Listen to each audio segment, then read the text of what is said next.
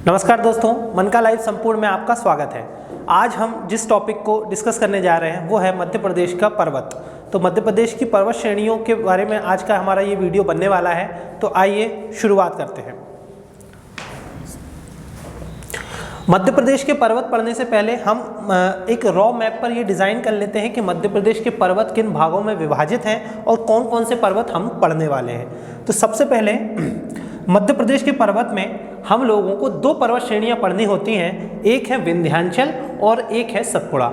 जैसे कि हमें पता है कि मध्य प्रदेश में दो पर्वत श्रेणियां और उनके पार्टीशन हैं। तो पर्वत श्रेणियों में एक पर्वत श्रेणी है विंध्याचल पर्वत श्रेणी और एक पर्वत श्रेणी है सतपुड़ा पर्वत श्रेणी। ठीक है, एक विंध्याचल पर्वत श्रेणी हमें पढ़ना है और एक सतपुड़ा पर्वत श्रेणी हमें पढ़ना है। इन पर्वत श्रेणियों को, दोनों पर्वत श्रेणियों को हमने तीन पार्ट में डिवाइड कर दिया है। जैसे कि विंध्याचल पर्वत श्रेणी, इसे हमने 3 पार्ट में डिवाइड कर दिया है और सतपुड़ा पर्वत श्रेणी, इसे हमने 3 पार्ट में डिवाइड कर दिया है। तो विंध्याचल पर्वत श्रेणी के नाम क्या क्या हैं? एक यहाँ पर जो सबसे ईस्ट साइड, जो वेस्ट साइड है, उसको अपन बोल रहे हैं विंध्याचल,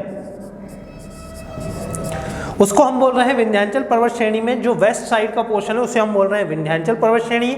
जो मिडिल वाला जो पोर्शन है उसको हम बोल रहे हैं भांडेर पर्वत श्रेणी और जो ईस्ट साइड का जो पोर्शन है उसे हम बोल रहे हैं कैमूर पर्वत श्रेणी, कैमूर पर्वत श्रेणी। अभी हम रॉ मैप पर इनको देख रहे हैं। हम एक बने बनाए मैप पर देखेंगे कि विंध्याचल, भांडेर और कैमूर कहाँ पर हैं और इनके पर्टिकुलर विशेषताएं, भांडेर की हो चाहे कैमूर की चाहे विंध्याचल पर्वत श्रेणी की, इनकी पर्टिकुलर विशेषताएं क्या क्या हैं वो हम देखेंगे। फिर सतपुड़ा पर्वत श्रेणी को भी हमने 3 पार्ट में डिवाइड कर लिया है। एक का नाम है राजपीपला, एक का नाम है राजपीपला पर्वत श्रेणी, एक का नाम है महादेव पर्वत श्रेणी, महादेव पर्वत श्रेणी, और जो ईस्ट साइड में है उसका नाम है मैकाल पर्वत श्रेणी, मैकाल पर्वत श्रेणी। ठीक है, आप लोग समझ गए होंगे कि ये रॉ मैप में मैंने आप लोगों को बताया है। ठीक है, क्या है? मैंने बोला कि मध्य प्रदेश की पर्वत श्रेणियों को हमने 2 पार्ट में डिवाइड किया है, एक विंध्याचल पर्वत श्रेणी और सतपुड़ा पर्वत श्रेणी। फर्दर हमने डिसाइड किया है कि विंध्याचल पर्वत श्रेणी और सतपुड़ा पर्वत श्रेणियों को 3 पार्ट में हम लोग डिवाइड कर लें। जैसे कि जो विंध्याचल पर्वत श्रेणी है उसे हमने विंध्याचल, भांडेर और कैमूर पर्वत श्रेणी में डिवाइड किया है और सतपुड़ा पर्वत श्रेणी को हमने राजपीपला, महादेव और मैकाल पर्वत श्रेणी में डिवाइड किया है। चलिए आगे हम देखते हैं कि आगे पर्वत श्रेणियों को जब हम एक बने बनाए मैप पर देखेंगे तो वो कैसे नजर आती हैं। सबसे पहले यहाँ पर मध्य प्रदेश के प्रमुख पर्वत देखिए।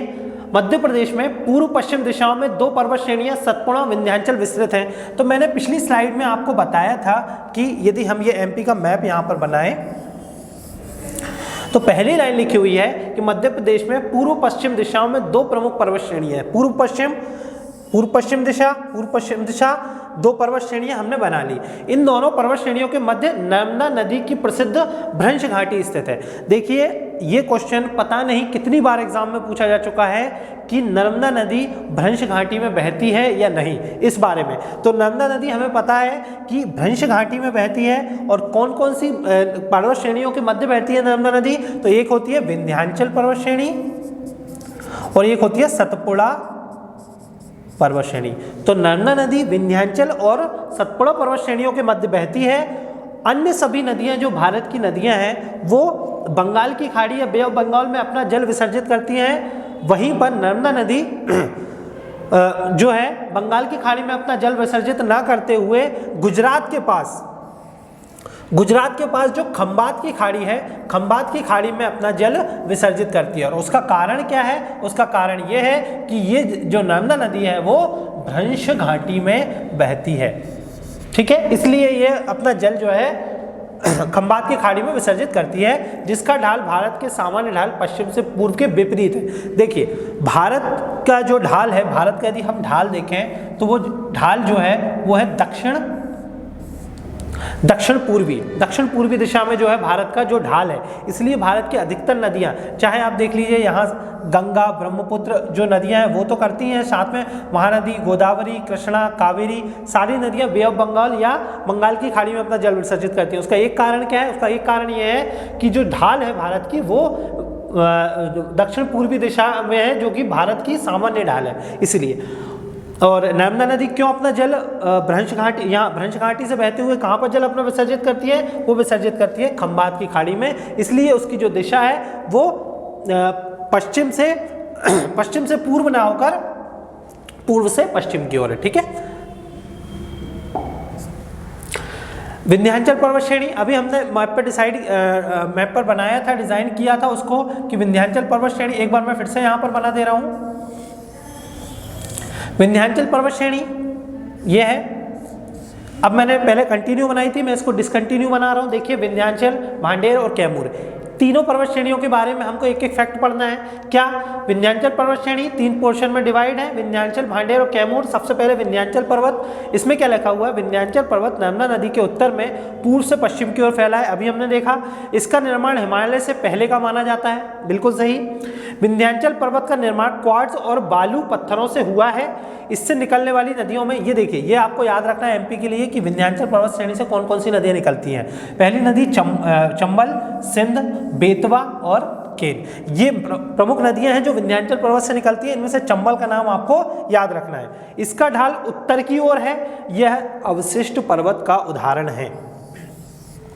देखिए अवशिष्ट पर्वत आपको पता होने चाहिए, वैसे पर्वत जो बहुत पुराने हैं और अपर्दन के कारण, चाहे वो हवा से अपर्दन हो, नदियों से अपर्दन हो, उनका जो ढाल है या उनका जो कटाव है, जो अब वैसा नहीं रह गया है जो वर्तमान में। सबसे नवीन में जो पर्वत होते हैं उनमें बहुत ज़्यादा कटाव होता है, ढलान होता है, उनको हम वलित पर्वत बोलते हैं। लेकिन अवशिष्ट पर्वत क्या होते हैं? जो पहले वलित पर्वतों ही जैसे थे, लेकिन अब उनमें कटाव और उनमें अपर्दन बहुत ज़्यादा हो चुका है और अब वो अवशिष्ट हो गए हैं। कुल मिलाकर अब वो वैसे नहीं रहे जैसे कि वो पहले रहते थे। ठीक है, तो विंध्याचल के बारे में ये हमने फैक्ट पढ़ लिए।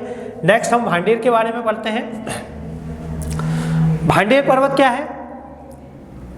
अच्छा, विंध्याचल पर्वत के कुछ फैक्ट इंपॉर्टेंट है, ये याद रखिएगा कि इसमें जो कुछ महत्वपूर्ण पर्यटन स्थल हैं, जैसे कि मांडू हो गया, अशरफी महल, कुल मिला के मांडू में ही है, ये सलकनपुर, भीमबेटका, ये सब क्या है? विंध्याचल पर्वत श्रेणी के प्रसिद्ध पर्यटन स्थल हैं, इनको याद रखना है। फिर है भांडेर। भांडेर क्या है? ये विंध्याचल पर्वत का मध्य भाग है। ठीक है, आप लोग समझ गए होंगे, मैंने एमपी का मैप बनाया था, उसमें विंध्याचल पर्वत श्रेणी को मैंने 3 पोर्शन में डिवाइड किया था, विंध्याचल, भांडेर और कैमूर। विंध्याचल हमने पढ़ लिया, अब हम भांडेर पढ़ रहे हैं। यह विंध्याचल पर्वत का मध्य भाग है। इस श्रेणी के अंतर्गत सद्भावना चोटी दमोह में स्थित है। ठीक है, ये सद्भावना चोटी आपको याद रखना है कि विंध्याचल पर्वत श्रेणी की सबसे ऊंची चोटी है सद्भावना चोटी, या जिसको गुडविल पीक भी बोलते हैं। ठीक है, सद्भावना या गुडविल कोई भी नाम आ सकता है। तो सद्भावना चोटी विंध्याचल पर्वत श्रेणी की सबसे ऊंची चोटी है और ये कहाँ पर स्थित है? ये स्थित है दमोह में। इसके अंतर्गत पन्ना और छतरपुर वाले क्षेत्र आते हैं। ये विंध्याचल पर्वत श्रेणी के बारे में कुछ फैक्ट हो गए। अब हमको पढ़ना है कैमूर। ये सबसे लास्ट में जो है वो है कैमूर। यह विंध्याचल का पूर्वी भाग है। इसके अंतर्गत त्रिकुटा पर्वत, गिद्धराज पर्वत आते हैं। ठीक है, त्रिकुटा पर्वत और गिद्ध, आपने मैहर सतना में जो मंदिर है शारदा माता का, वो किस पर्वत पे है? त्रिकुटा पर्वत पे है, ये आपको याद रखना है। और ये किस श्रेणी का पार्ट है? विंध्याचल पर्वत श्रेणी का है। उसके बाद भी यदि पूछ लिया जाए तो यह है कैमूर पर्वत श्रेणी का पार्ट। ठीक है ना, ये केन नदी का उद्गम स्थल है। ठीक है, केन नदी का उद्गम स्थल, केन नदी यहाँ से निकलती है, सोन के मध्य जल विभाजक का कार्य करती है। जो कैमूर पर्वत श्रेणी है वो सोन नदी के लिए जल विभाजक का कार्य करती है, मतलब वहां से सोन नदी का जल बढ़ जाता है। इसके अंतर्गत सीधी, सतना और रीवा जिले आते हैं, ये आपको क्या करना है? याद रखना है। ठीक है, अब हम सतपुड़ा पर्वत श्रेणी पर चलते हैं। सतपुड़ा पर्वत श्रेणी, जैसे कि मैंने अभी बताया था कि विंध्याचल के दक्षिण में सतपुड़ा पर्वत श्रेणी है। विंध्याचल के दक्षिण में सतपुड़ा पर्वत श्रेणी है। यह है विंध्याचल, यह है सतपुड़ा। बीच में कौन सी नदी है? नर्मदा नदी है। हमने विंध्याचल पढ़ लिया, अब हमें सतपुड़ा पढ़ना है। सतपुड़ा को भी हमने 3 पार्ट में डिवाइड किया है। कौन कौन सी? यहाँ पर राजपीपला, फिर महादेव और फिर मैकाल। तो सबसे पहले हम पढ़ेंगे राजपीपला।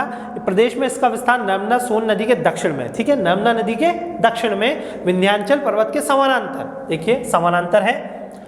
इस पर्वत का निर्माण ग्रेनाइट और बेसाल्ट चट्टानों से हुआ है। यह आपको याद रखना है कि ग्रेनाइट और बेसाल्ट यानी कुल मिलाकर गिट्टी समझ लीजिए। बेसाल्ट एवं ग्रेनाइट चट्टानों से हुआ है। पश्चिम में यह राजपीपला की पहाड़ियों से शुरू होकर पूर्व में मैकाल तक फैला हुआ है। राजपीपला से शुरू होकर पूर्व में मैकाल तक फैला हुआ है। इसका निर्माण पश्चिम से, इसका विस्तार जो है पश्चिम से पूर्व है और इसकी ऊंचाई जो है औसतन जो ऊंचाई है वो 900 मीटर है ये। ठीक है, तो अपन ने सतपुड़ा पर्वत श्रेणी का ओवरऑल देख लिया। अब हम देखेंगे राजपीपला। राजपीपला यह सतपुड़ा का पश्चिमी भाग है। देखा अभी बताया अभी मैंने, सबसे पश्चिमी भाग, इसका विस्तार गुजरात और मध्य प्रदेश में है। इसके अंतर्गत देखिए बुरहानपुर दर्रा जो है, ये आपको याद रखना है कि जो पश्चिम में बुरहानपुर दर्रा है वो किसका पार्ट है, राजपीपला का। इसके अंतर्गत बड़वानी हिल्स, असीरगढ़ हिल्स और ग्वालगढ़ हिल्स आती है। इसकी सर्वोच्च चोटी जो है वो है चूलगिरी। ठीक है, ये आपको याद रखना है कि चूलगिरी जो चोटी है वो राजपीपला पर्वत श्रेणी की सबसे ऊंची चोटी है, सतपुड़ा की नहीं है। मतलब सतपुड़ा की कहने का मतलब ये है कि ओवरऑल यदि हम देखेंगे तो वो सतपुड़ा की चूलगिरी नहीं है, ये राजपीपला की है। तो राजपीपला की जो सबसे ऊंची वो है चूलगिरी। इस श्रेणी में से असीरगढ़ को दक्षिण का प्रवेश द्वार कहा जाता है। ठीक है, असीरगढ़ का किला है बुरहानपुर में, वहां पर उसको क्या बोलते हैं कि दक्षिण का प्रवेश द्वार। महादेव पर्वत श्रेणी, इसकी विशेषता क्या है कि उष्णकटिबंधीय वनों का यहाँ पर क्या विस्तार है। यह सतपुड़ा का पूर्वी मध्य भाग है। इसका विस्तार महाराष्ट्र और मध्य प्रदेश में खंडवा से सिवनी तक है। इसके अंतर्गत धूपगढ़, देखिए ये बहुत इंपॉर्टेंट है, बहुत बार प्री में क्वेश्चन पूछा चुका है कि धूपगढ़ हो, पचमढ़ी हो, चौड़ागढ़ हो, नंदीगढ़ हो, कालीभीत हो, ये सब कहाँ किसके पार्ट है, तो ये सब महादेव पर्वत श्रेणी के पार्ट है। और ओवरऑल देखा जाए तो सतपुड़ा पर्वत श्रेणी के पार्ट है। इस श्रेणी की सबसे ऊंची चोटी वो क्या है, धूपगढ़। इस श्रेणी की सबसे ऊंची चोटी धूपगढ़ है। इसकी आप ऊंचाई याद रखिएगा 1350 मीटर। 1350 मीटर धूपगढ़ की ऊंचाई है। तो ये महादेव पर्वत श्रेणी की सबसे ऊंची चोटी है, सतपुड़ा पर्वत श्रेणी की भी सबसे ऊंची चोटी है। तो इस तरीके से आप धूपगढ़ को याद रखिएगा। नेक्स्ट हम लोग देखते हैं मैकाल। मैकाल देखिए, मैकाल पर्वत श्रेणी भी सतपुड़ा पर्वत श्रेणी का सबसे ईस्ट वाला पोर्शन है या पूर्वी विस्तार है। नर्मदा नदी का उद्गम यहाँ से होता है, इसलिए इसको क्या बोलते हैं, मैकल सुता भी बोलते हैं नर्मदा नदी को। तो इस सतपुड़ा पर्वत का पूर्वी भाग है। इसका विस्तार मध्य प्रदेश के सिवनी से छत्तीसगढ़ तक है। इसके अंतर्गत अमरकंटक, देखिए अमरकंटक मतलब कुल मिला के अमरकंटक से ही नर्मदा नदी निकलती है। इसका विस्तार अमरकंटक, किरार घाटी, अचानकमार आते हैं। अचानकमार आपको पता है एक बायोस्फीयर रिजर्व भी है। अचानकमार कहाँ पर, अमरकंटक और छत्तीसगढ़ में अचानकमार बायोस्फीयर रिजर्व का हिस्सा पड़ता है। मैकाल की सर्वोच्च चोटी क्या है, अमरकंटक, जो कि अब अनूपपुर जिले में है। शहडोल, मंडला, डिंडोरी आदि इसके अंतर्गत जिले आते हैं। तो इस तरीके से हमने ओवरऑल जो था पूरे पर्वत हम लोगों ने डिस्कस कर लिए, कौन कौन से, विंध्याचल और सतपुड़ा। लेकिन कुछ इंपॉर्टेंट फैक्ट है जो मैं यहाँ पर लिखा हूँ आप लोगों के लिए, तो आप इसको भी याद रख लीजिएगा। जैसे कि क्या, गिद्धराज पर्वत, यह पहाड़ी मध्य प्रदेश के सतना जिले के रामनगर तहसील में स्थित है। तो गिद्धराज पर्वत आपको पूछ लिया जाए तो कहाँ पर है, ये सतना जिले में है। भोपाल शहर अपने को पता है 5 पहाड़ियों पर बसा हुआ है। कौन कौन सा, श्यामला, न्योरी, अरेरा, कटारा, ईदगाह। देखिए ये सारे नाम आपने सुने भी हुए हैं। तो भोपाल शहर बोलते हैं कि 5 पहाड़ियों पर है। कौन कौन सा, श्यामला, न्योरी, अरेरा, कटारा और ईदगाह। मालवा की उच्चतम चोटी सिगार। देखिए जब आप मालवा के पठार वगैरह पढ़ते हैं कि मध्य प्रदेश का प्राकृतिक रूप से विभाजन पढ़ते हैं, तो मालवा का पठार जो आता है, मालवा के पठार की सबसे ऊंची चोटी है सिगार, जो कि इंदौर जिले में स्थित है। बुंदेलखंड की उच्चतम चोटी क्या है, सिद्ध बाबा, दतिया जिले में स्थित है। अब देखिए ओवरऑल हम लोग रिवाइज कर लेते हैं। सबसे पहले हम लोगों ने पढ़ा कि विंध्याचल पर्वत श्रेणी की सबसे ऊंची चोटी कौन सी है, तो विंध्याचल पर्वत श्रेणी की सबसे ऊंची चोटी हमने पढ़ी गुडविल पीक, जिसको हम बोल रहे हैं सद्भावना शिखर। ठीक है, उसके बाद हमने पढ़ा सतपुड़ा पर्वत श्रेणी की जो चोटी है सबसे ऊंची वो है धूपगढ़। क्या है, धूपगढ़। फिर हम पढ़ रहे हैं मालवा की सबसे ऊंची चोटी है सिगार। बुंदेलखंड की सबसे ऊंची चोटी है सिद्ध बाबा।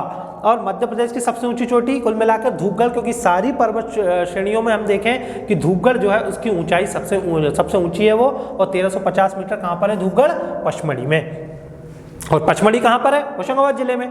लांजी हिल्स कहाँ पर है, लांजी हिल्स याद रखना है आपको, बालाघाट में है। लमेटा हिल्स कहाँ पर है, जबलपुर में है। गोपाचल पर्वत पर ग्वालियर का किला स्थित है। यदि ऐसा पूछ लिया जाए कि ग्वालियर का जो किला है वो किस पर्वत पर है, तो गोपाचल पर्वत पर। और मैकाल रेंज में सर्वाधिक खनिज मिलते हैं। देखिए अब जब हम एमपी में खनिज पढ़ेंगे तो हम देखेंगे कि अधिकतर जो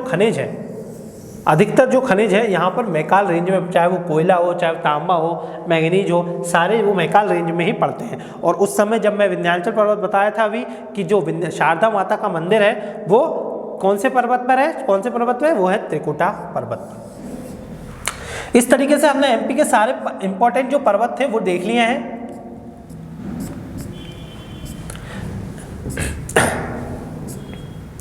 इस तरीके से हम लोगों के एमपी के सारे पर्वत खत्म हो गए हैं। सारे इंपॉर्टेंट पर्वत हम लोगों ने यहाँ पर कवर कर लिए हैं, प्री के लिए भी और मेंस के लिए भी।